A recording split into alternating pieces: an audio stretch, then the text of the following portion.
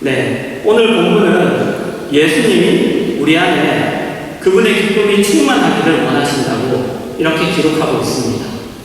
예수님이 제자들에게 너희 기쁨이 내가 가진 기쁨이 너희에게 충만하기를 원한다 이렇게 말씀하십니다. 사실 성경에는 여러분 예수님이 이렇게 웃으셨다는 기록은 없어요. 그죠? 아무리 읽어봐도 예수님이 웃으셨다 그런 기록은 사실 없습니다. 그러나 성경은 예수님에 대한 그런 기록이 없을지라도 예수님이 늘 기쁨 속에 있었다. 예수님이 늘 기쁨 속에 있었으며 그래서 그분이 자신의 기쁨을 우리에게 약속하신다. 이렇게 늘 이야기하고 있습니다. 예수님이 웃으셨다. 예수님이 즐거워하셨다. 이런 기록은 없지만 그러나 그분은 내 기쁨이라고 말씀하시면서 나는 늘 기쁨 속에 있다라는 것을 이렇게 말씀하시죠.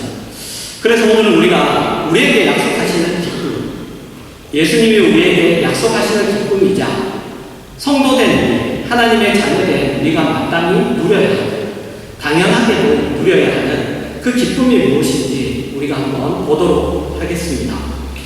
여러분 요한복음 15장 9절에서 11절을 제가 읽겠습니다. 오늘 본문과 사실 같은 말씀이죠. 아버지께서 나를 사랑하신 것 같이 나도 너희를 사랑하였으니 나의 사랑 안에 거하라. 내가 아버지의 계명을 지켜 그의 사랑 안에 거하는 것 같이 너희도 내 계명을 지키며 내 사랑 안에 거하리라.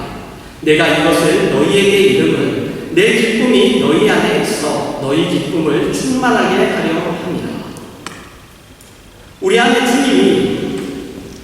안에 주님의 가지신 그 기쁨이 충만하게 있기 위하여 주님이 우리에게 요구하시는 것은 주님의 사랑 안에 거하는 것입니다. 주님의 사랑 안에 거하는 것.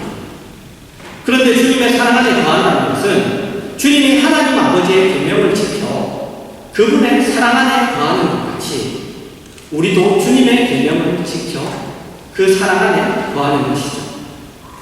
여러분 오늘 우리가 읽은 본문 전에도 이런 내용이 나옵니다.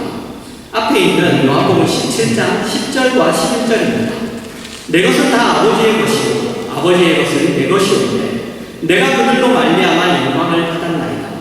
나는 세상에 더 있지 아니하고 그들은 세상에 있어하고 나는 아버지께 가옵나니 거룩하신 아버지여 내게 주신 아버지의 이름으로 그들을 보존하사 우리와 같이 그들도 하나가 되게 하옵소서. 네, 예수님이 하나님과 하나가 된 것 같이 요한복음 15장 10으로 하면 내가 하나님 안에 거하는 것 같이 그렇게 그들도 하나가 되기를 바란다. 이런 말씀을 하신 후에야 기쁨이라는 이 말이 나오게 되는 것입니다. 그러니까 여러분 사랑이라는 것은 거하면 되는 문제, 거하는 것에 대한 문제이고 하나가 되는 것이야말로 기쁨의 유일한 조건이 되는 것입니다. 하나가 되는 것이야말로 그 기쁨의 유일한 조건입니다. 하나님 아버지가 예수 그리스도를 사랑하신 것 같이 우리를 사랑하셨습니다. 예수님은 바로 그 일을 위해서 오셨습니다. 하나님 아버지의 사랑이 우리에게 완성되게 하기 위하여 그 사랑이 우리에게 이루어지게 하기 위해서 오셨죠. 그분의 계속 사역으로 우리가 하나님의 그 사랑 안에 들어오게 되었습니다. 그래서 이제 우리는 하나님 아버지와 예수님이 하나인 것 같이 하나가 되는 그 자리에 그분이 하나인 것 같이 우리도 그분과 하나가 되는 그 자리에 초대를 받습니다. 그리고 그렇게 되면 그 결과로 주님의 기쁨이 우리 안에 있을 수밖에 없다는 것입니다. 그분 안에 거하면 우리 안에 그분의 기쁨이 있을 수밖에 없다는 것이죠. 그런 의미에서 예수님에게 우리에게 약속하시는 그 기쁨은 예수님 그분이 가지셨던 기쁨이고 하나님 아버지가 예수님을 보내신 일에 동참하고 그 마음과 뜻과 계획과 성품에 동참한 자가 당연히 가지는 그러한 기쁨인 것입니다. 우리가 보통 생각하는 기쁨과는 다르죠. 여러분 한번 생각해 보십시오. 여러분은 어떨 때 기쁩니까? 어떨 때 기쁘죠? 우리의 기쁨은 뭔가요? 우리의 기쁨은 내 욕심, 내 소원이 이루어지는 기쁨이죠. 그죠? 내가 원하는 것이 나에게 이루어지는 그 기쁨이에요. 우리의 기쁨은 그런 기쁨입니다. 하지만 예수님이 우리에게 약속하시는 기쁨은 하나님의 소원과 약속이 이루어지는 기쁨이에요. 우리의 소원과 우리의 약속이 이루어지는 기쁨이 아니라. 그리고 이 기쁨은 여러분 당연한 것입니다. 왜냐하면 하나님이 계획하시고 이루시는 일은 거룩하고 의롭고 선한 것이기 때문이죠. 그러니 당연히 여러분 거기에는 기쁨이 있을 수밖에 없습니다. 성경은 우리는 이게 바로 그 기쁨, 바로 그 기쁨을 확인하게 하는 것입니다. 요한복음 8장 29절입니다. 나를 보내신 이가 나와 함께 하시도다. 나는 항상 그가 기뻐하시는 일을 행함으로 나를 혼자 두지 아니하셨느니라. 기쁨이라는 단어가 함께 하는 것과 같이 나오죠. 늘 기쁨이라는 것은 성경을 살펴보시면 늘 하나님과 함께 하는 것과 같이 나옵니다. 그냥 기쁨이 뚝 떨어져서 자기 혼자 나오지 않아요. 우리는 하나님으로부터 분리되어 있다가 예수 그리스도로 말미암아 하나님과 하나가 된 그 하나님의 자녀가 되어 하나님과 함께하게 되었습니다. 그래서 기쁨을 얻는 것이죠. 그 함께함으로 말미암아 우리가 기쁨을 얻는 것입니다. 예수님이 우리에게 약속하신 기쁨은 그런 기쁨이지 우리가 보통 생각하는 내 소원이 이루어지고 내 욕심이 이루어지며 내가 원하는 것이 나에게 이루어지는 그런 기쁨은 아닌 것이죠. 여러분 하박국서 1장 2절에서 4절입니다. 여호와여 내가 부르짖어도 주께서 듣지 아니하시니 어느 때까지입니까? 내가 강포로 말미암아 외쳐도 주께서 구원하지 아니하시나이까? 어찌하여 내게 죄악을 보게 하시며 태역을 눈으로 보게 하시나이까? 겁탈과 강포가 내 앞에 있고 변론과 분쟁이 일어났나이다. 이러므로 율법이 해이하고 정의가 전혀 시행되지 못하오니 이는 악인이 의인을 에워쌌으므로 정의가 굳게 행하여 지니입니다. 여러분 하박국 선지자의 질문이 뭐냐면 하나님 계신다면서 하나님이 계시고 하나님이 선하시고 하나님의 의로우신데 왜 세상이 이 모양입니까? 왜 세상을 이대로 그냥 내버려 두십니까? 왜 악인들을 그냥 두며 의로운 자들이 악인들에게 고난당하는 것을 왜 그냥 보고만 계십니까? 오늘날도 마찬가지죠. 오늘날도 우리가 살아가는 세상도 다름없이 똑같습니다. 그래서 많은 성도들이 세상에서 악인들처럼 살죠. 그래서 성도로 살 것을 요구하며 그렇게 살면 세상에서 살 수 없다고 얘기하죠. 그건 이론이고 그건 말씀이고 세상에서 그렇게 하면 우리가 딱 죽기 좋습니다. 이것이 점점 여러분 옛날에는 이런 말도 굉장히 부끄럽게 얘기했어요. 그런데 요즘엔 이런 말 하는 걸 부끄러워하지도 않죠. 굉장히 떳떳하게 얘기해요. 그렇게 살면은 이 세상에서 살아갈 수가 없어요. 여러분 그래서는 안 되죠. 하박국 선지자의 이 질문에 하나님이 이렇게 대답하십니다. 이어서 5절에서 11절입니다. 여호와께서 이르시되 너희는 여러 나라를 보고 또 보고 놀라고 또 놀랄지어다. 너희의 생전에 내가 한 가지 일을 행할 것이다. 누가 너희에게 말할지라도 너희가 믿지 아니하리라. 보라 내가 사납고 성급한 백성 곧 땅이 넓은 곳으로 다니며 자기의 소유가 아닌 거처들을 점령하는 갈대아 사람을 일으키니 그들은 두렵고 무서우며 당당함과 위험이 자기들에게 나오며 그들의 군마는 표범보다 빠르고 저녁 이리보다 사나우며 그들의 마음은 먼 곳에서부터 빨리 달려오는 마병이다. 마치 먹이를 움키려 하는 독수리의 나름과 같으니라. 그들은 더 강포를 행하러 오는데 앞을 향하여 나아가면 사람을 사로잡아 모으기를 모래같이 많이 할 것이요 왕들을 멸시하며 방백을 추구하며 모든 견고한 성들을 밟고 흉벽을 쌓아 그것을 점령할 것이다. 그들은 자기들의 힘을 자기들의 신으로 삼는 자들이라. 이에 바람같이 급히 몰아 지나치게 행하여 범죄하리라. 하나님의 대답 것입니다. 간단하게 얘기하면 지금은 아무것도 아니다. 지금 너희가 세상에서 보고 있고 너희가 당하는 이 일은 아무것도 아니다. 더 심해질 거다. 더 심해질 것이다. 세상은 더 엉망진창이 될 것이다. 그렇게 대답하시는 겁니다.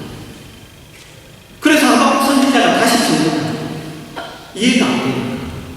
아니, 하나님은 의로우시고 선하시고 죄를 그냥 두시지 않으시는 분이지 않습니까? 그런데 왜 이렇게 하십니까?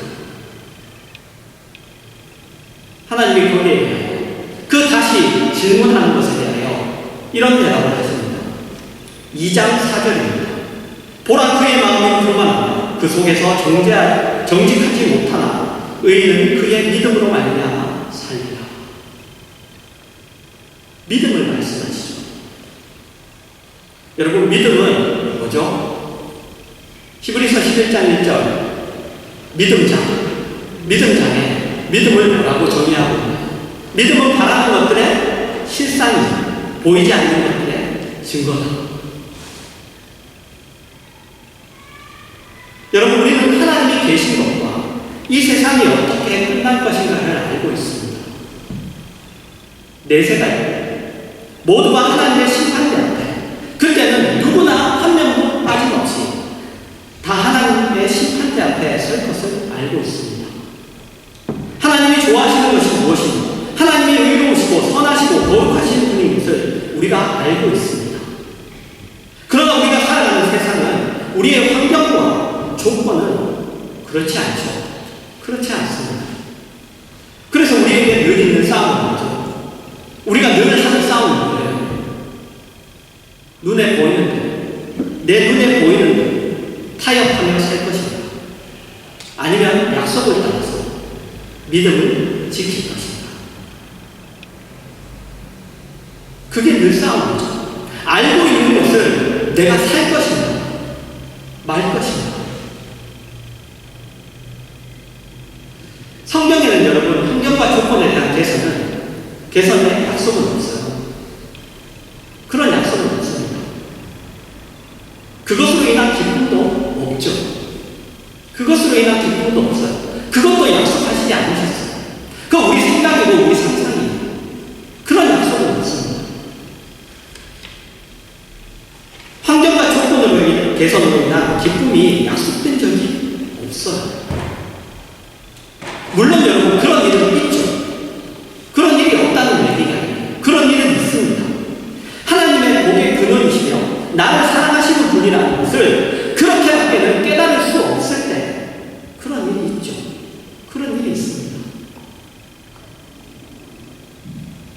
그러나 그런 약속은 하신 적이 없습니다. 그런 것이 약속되어 있다면 순교가 필요 없죠. 뭐하러 순교를 해요? 환경을 바꿔주시면 됩니다. 내 고난받는 이 상황을 바꿔주시면 되는데 순교가 왜 필요하죠? 필요 없죠. 믿음도 필요 없죠. 믿음도 필요 없어요. 이미 벌어지는데, 이미 환경이 변하고 조건이 나아지는데 믿음이 뭐가 필요했어요? 그러나 우리는 모두 그런 기쁨을 구합니다. 그런 기쁨. 그래서 우리는 주님이 가지셨던 그 기쁨, 그 평강을 우리가 소유하지 못하는 자가 되어집니다. 우리는 하나님이 예수 그리스도를 사랑하셨으며 또 우리를 사랑하신다는 것을 압니다. 그리고 그것이 하나님이 기뻐하시는 뜻인 것을 우리가 압니다. 주님이 그것을 우리에게 이루셨으며 우리가 하나님 안에 주님 안에 들어가게 되었다는 것을 우리가 압니다. 그리고 주님이 우리를 위하여 이 땅에 존재하셨듯이 주님이 우리를 위하여 이 땅에 존재하셨죠. 그렇듯이 우리의 존재가 우리가 만나는 모든 영혼들을 위한, 우리의 존재가 우리를 위한 것이 아니라 주님과 똑같이 우리의 존재가 이 땅의 모든 영혼들을 위한 것임을 우리가 압니다. 여러분, 그것이 우리를 기쁘게 하는 거예요. 그것이 우리를 기쁘게 합니다. 그래서 여러분, 돌을 맞아도 기쁘죠. 죽어도 기쁩니다. 스데반이 어떻게 죽었죠?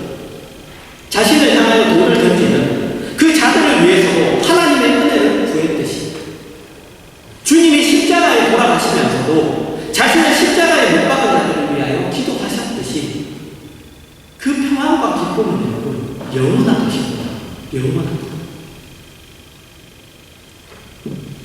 늘 말씀드리죠. 세상이 주는 기쁨, 세상이 우리에게 주는 기쁨은 여러분 빼앗길 수 있는 기쁨이에요. 왜? 세상이 주기 때문에. 우리가 기뻐하는 것들, 우리가 받아서 기뻐하는 것들은 그건 여러분 다 빼앗길 수 있는 거예요. 그리고 그 평안과 기쁨은 여러분 우리에게도 동일하게 약속되어 있어요. 예수 그리스도가 자신이 가진 지위, 그분이 가지신 지위와 모든 특권들을 우리에게 동일하게 모두 허락하십니다. 그리고 그 중에 하나가 기쁨이죠. 그래서 그 기쁨은 주님이 가지신 그 지위, 그 자리에 여러분 설 때에 당연히 따라올 수밖에 없는 그러한 필연적인 결과입니다. 그래서 우리는 그분이 서신 것과 같이 그렇게 서야 합니다. 주님이 이 땅에 사신 것이 하나님의 계획의 증언이었고 그 계획을 이루시는 것이었고 하나님의 하나님 되심이 드러나는 것이었습니다. 마찬가지로 우리 성도된 우리의 존재와 삶은 하나님의 뜻을 이행하는 것이고 하나님 아버지를 보이는 것입니다. 보이는 것. 우리는 세상의 환경과 조건을 바꾸려고 존재하지 않나요? 그렇지 않습니다. 그것을 바꾸려고 존재하지 않고 하나님을 모르는 자들이 우리를 보며 하나님을 빛을 보고 생명을 보고 그 향기를 맡도록 하기 위하여 존재하는 것이죠. 그러나 우리는 뭘 원하고 있습니까? 우리는 무엇을 원하고 있습니까? 이제 하나님을 알게 되었으니 기도를 가지고 내 환경을 좋게 만들어서 편안하게 살게 해달라고 하죠. 하나님을 믿었으니 이제는 됐다. 죽어도 천국 가게 됐다. 그래서 그 기도, 하나님이 우리에게 허락하신 그 기도를 가지고 우리는 내 환경을 가지고 내 조건을 가지고서 편하게 살기 위한 그러한 하나의 방편으로 사용하는 거예요. 모든 기도의 초점이 그거죠. 모든 기도의 초점이 그거죠. 그래서 여러분 희생도 없고 기쁨도 없고 거룩한 욕심, 하나님 앞에 선자의 그 거룩한 욕심도 없죠. 오직 나태와 아니 자기 욕심으로 부리는 응석밖에 없어요. 그죠? 아이들이 응석 부리듯이. 여러분 돌이키십시오. 성경은 우리가 맡은 직분을 이렇게 설명합니다. 고린도후서 5장 18절과 19절입니다. 모든 것이 하나님께로서 났으며 그가 그리스도로 말미암아 우리를 자기와 화목하게 하시고 또 우리에게 화목하게 하는 직분을 주셨으니 곧 하나님께서 그리스도 안에 계시사 세상을 자기와 화목하게 하시고 그들의 죄를 그들에게 돌리지 아니하시고 화목하게 하는 말씀을 우리에게 부탁하셨느니라. 우리가 화목하게 하는 직분을 받았습니다. 화목하게 하는 직분. 화목하게 하는 말씀을 부탁받았습니다. 우리는 하나님과 사람을 우리로 말미암아 화목하게 하는 자입니다. 우리는 그렇게 존재합니다. 그것이 우리의 삶의 유일한 의미, 유일한 보람입니다. 우리만이 진리를 증언할 수 있고 우리만이 빛을 증거할 수 있기 때문이죠. 이 직분을 행하는 일에서 좀 더 실제적인 도움이 되는 말씀을 보도록 합시다. 마태복음 11장 28절에서 30절입니다. 수고하고 무거운 짐진 자들아 다 내게로 오라. 내가 너희를 쉬게 하리라. 나는 마음이 온유하고 겸손하니 나의 멍에를 메고 내게 되리라. 그리하면 너희 마음이 쉼을 얻으리니 이는 내 멍에는 쉽고 내 짐은 가벼움이라 하시니라. 여러분, 예수님이 수고하고 무거운 짐진 자들아 다 내게로 오라. 내가 너희를 쉬게 할게 말씀하시죠.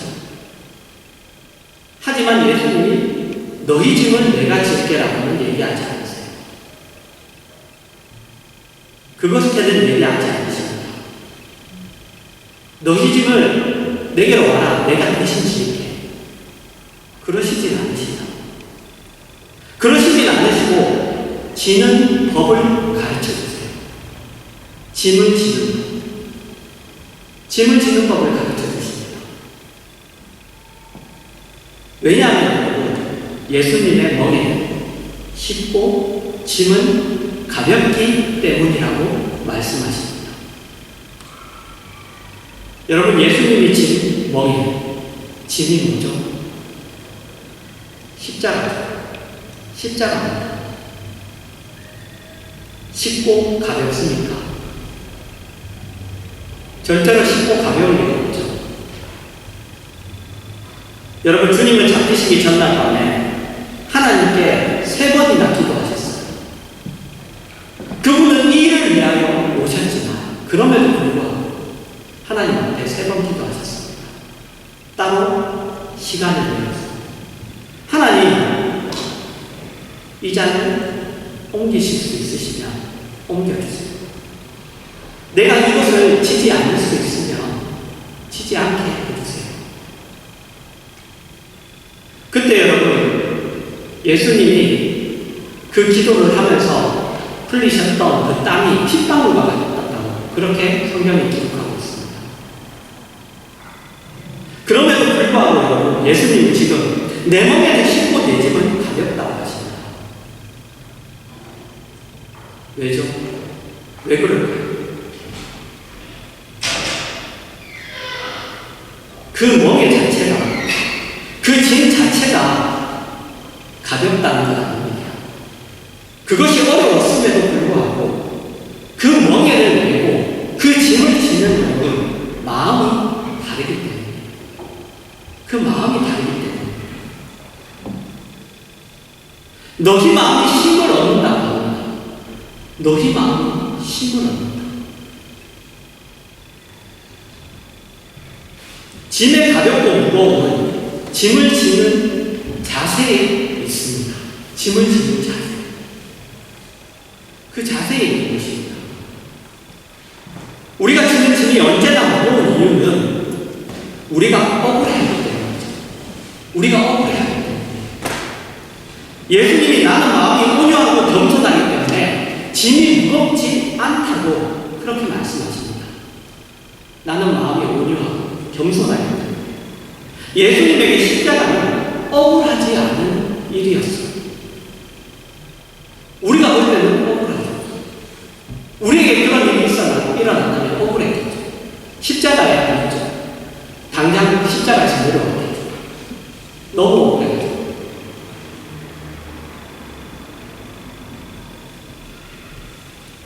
그 일이 그분에게는 억울하지 않으셨습니다.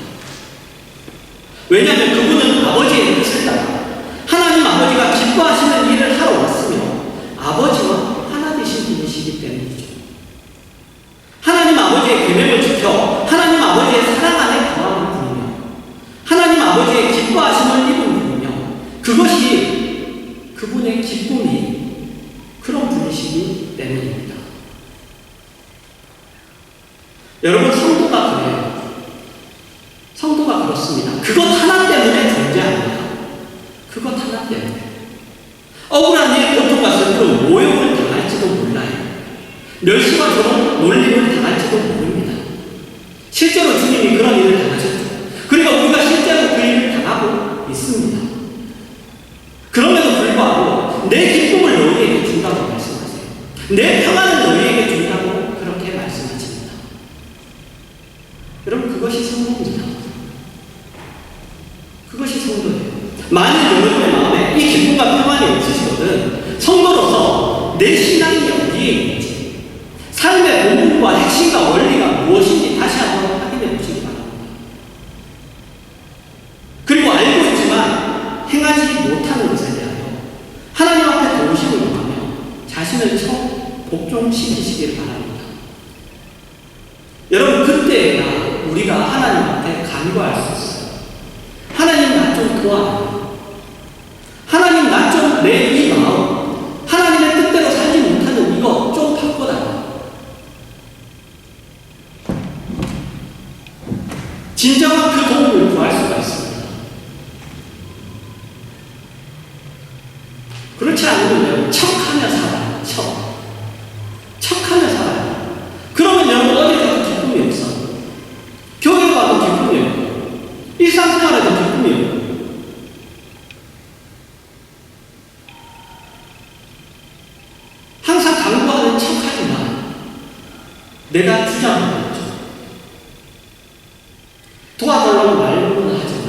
그게 진실한 마음이 아닙니다.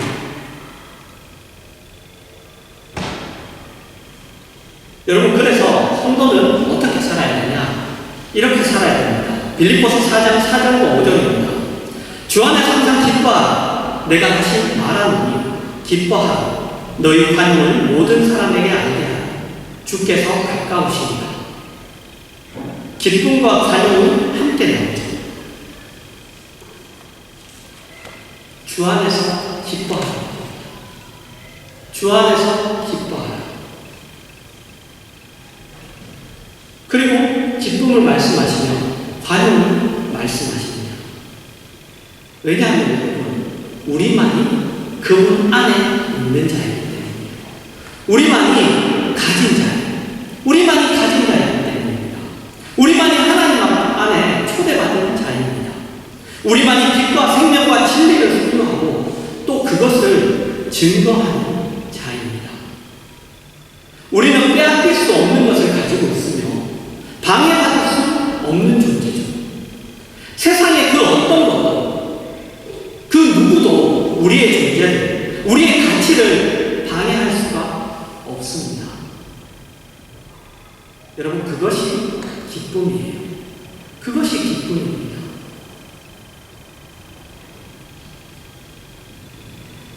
그러니 세상이 협박하고 막고 방해하는 것을 떨지 말라고 합니다. 인색하지 말라고 합니다.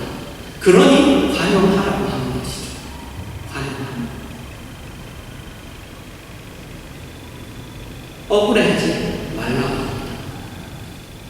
우리는 지는 것 같으면, 내가 미치는 것 같으면, 손해보는 것 같으면, 내가 억울하면 관용 못해요. 못합니다. 이어서 6절과 7절입니다. 아무것도 염려하지 말고 다만 모든 일에 기도와 간구로 너희 구할 것을 감사함으로 하나님께 아뢰라. 그리하면 모든 지각에 뛰어난 하나님의 평강이 그리스도 예수 안에서 너희 마음과 생각을 지키시리라. 염려하지 말고 여러분의 마음과 생각을 하나님의 평강에 맡기십시오. 여러분, 십자가가 실패가 아닙니다. 우리 알잖아요. 십자가는 실패가 아닙니다.